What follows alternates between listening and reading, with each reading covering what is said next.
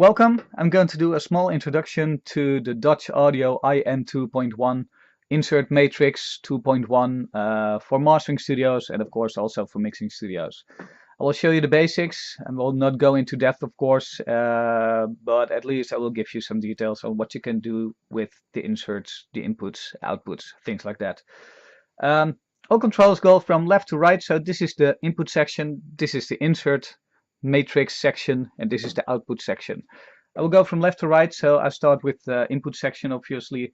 The inserts, a matrix, the IM2.1 has two inserts, which you can choose here with two push buttons, input number one, input number two. You can use them at the same time if you want to, but you have to be careful because you're changing the impedance, of course, if you engage them both, because when set to this mode, it's a passive circuitry, and yeah, like I said, you will simply change the impedance. There's also an active circuitry going on here. If you engage this button, these two step switches become active, and you have more gain.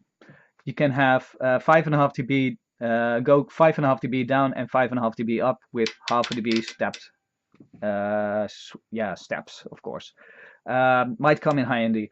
There's not a big difference in measurement when you engage or disengage the active circuitry, and you don't hear it as well. So comes in handy, but some people prefer passive. You can use both ways. Two more controls here. There's a swap left-right function. If you engage this button, you're simply swapping the left and right channel, which sometimes brings up things to the front which you didn't hear when you didn't swap the left and the right channel. Same goes for polarity. If you engage this button, you're swapping the polarity of both left and right channels. So it could be that, for instance, a bass line simply sounds better when you swap the polarity. Just give it a try for yourself. It might come in handy. 8 inserts. I will engage them all so that you can see which buttons are for the inserts. 8 inserts, and going from left to right, of course, when it comes to the numbering. Insert number 1 and insert number 2 are simply a passive insert. Nothing in between, just going from the input to the output, just with the inserts engaged. When you push the swap 1-2 button, you're swapping the order of insert 1 and 2. So 2 becomes 1, 1 becomes 2. Might come in handy, especially when you have compressors in series, and sometimes compressors sound different when you swap the polarity, swap the order of them. Insert number 3, insert number 4. Insert number 4 is just a straightforward passive circuitry. But insert number 3 has parallel blend control. Not like what most manufacturers do. They have just one control for blending between wet and dry. But I chose to use two controls for for wet and one control for dry. Why did I do that? First of all, you have way more precision because it's with step switches, so easy for recall as well. But also you can do things like having like minus 6 dB of the dry signal and blend in an over-the-top compression compressor with minus 15, let's say, something like that, so that you have the clean signal but just a tiny bit of the over-the-top compressed wet signal.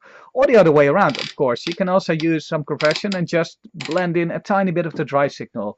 So you have way more control than just a wet and dry, and easy recall and with step switches and all. So insert number 3, parallel processing. Insert number 5, insert number 6, the way they are set right now is just a basic passive circuitry. Nothing special, just insert number 5 and number 6. But when you engage this button, you're engaging the mid-side circuitry, which means insert number 5 and insert number 6 become a mid-side processing insert. So you can use mid-side compression or mid-side EQ. And when you use mid-side EQ, also for compression, of course, the left channel is the mid channel and the right channel becomes the side channel. What basically the standard is, but just to point it out. There's a lot more controls with the mid-side. First of all, you can mute the mid and mute the side channel so that you can listen to the mid and the side channel individually. When you engage this button, this step switch becomes active, and that's it. This is the width knob, which means you can change the width of the side, of the signal. What you're basically doing is adding a tiny bit of gain to the side channel, making it lower or higher in level. Most manufacturers choose to go from totally mono to, let's say, 200%. For mastering, you don't need that. So what I did, I chose for 3 dB up, 3 dB down, because in practice that will be more than enough. And that way you also have way more control and easier for recall, of course. If you don't use the inserts, you can still use the mid-side matrix, which means if you don't use them, you can still use the width knob, and you can still use the mid-side, mid and side mute functions. Might come in handy as well. So you don't even have to use the inserts themselves to make use of the mid-side circuitry. Okay, insert number 7, insert number 8. Pretty straightforward, both passive. There's one difference between the inserts on 1 and 2, because you have a pre-post function. In this way, it's set to post, which means 7, 8. But when you engage it and you're adding the engaging the pre function, insert number 8 becomes insert number 1. So it will become the first insert instead of the last insert. Might come in handy sometimes. You have the option. That's why I added it. Okay, so these are the 8 controls for the inserts. Then you have controls for the output section. First of all, you have 2 outputs, output number 1, output number 2.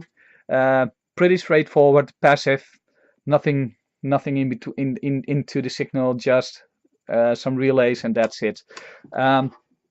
This is a button when you engage this. Let's say these are when you have these inserts engaged and you push this, you're just bypassing all the inserts at once. So the input goes straight into the output. But sometimes you want to listen to the difference between the mix and the master. But when you do that, the level will be lower in level, because obviously you have used some gain because of a compressor and some EQ and things like that. The level will be higher, and you want to compensate for that. That's why I added this function, which is a compensation function. When you engage this button, all the inserts will be bypassed, but this control will be active, which is a pot meter, not with step switches. It's not really necessary, I think. You can go 2 dB down and 10 dB up, so that you can compensate for the loss of level because of all the inserts. So you can boost the level, let's say 4 dB, and when you engage it and disengage it, you can listen to the mix and the master with level matching. That's basically the functions of the Dutch Audio IM2.1. On the back of the unit, you don't see it right here, but on the back of the unit you have 2 stereo inputs, input number 1, input number 2 with XLRs, obviously. Same goes for the output. 2 outputs, output number 1, output number 2 with XLRs. And the inserts are 4 dB25 Tascam standard inserts. So you can choose your own cables. The unit works from 100 to 240 volts because of the switch mode power supplies, which are way more clean, way more easy to use, and they have less noise, less heat. They simply work a lot better than regular power supply units. Okay, if you have any questions regarding the Dutch Audio products, you can always contact me through our website, dutch.audio, or you can also go to our Facebook page or maybe on Instagram or whatever. I hope you enjoyed it, and if you have any more questions, feel free to ask, and maybe talk soon. Take care.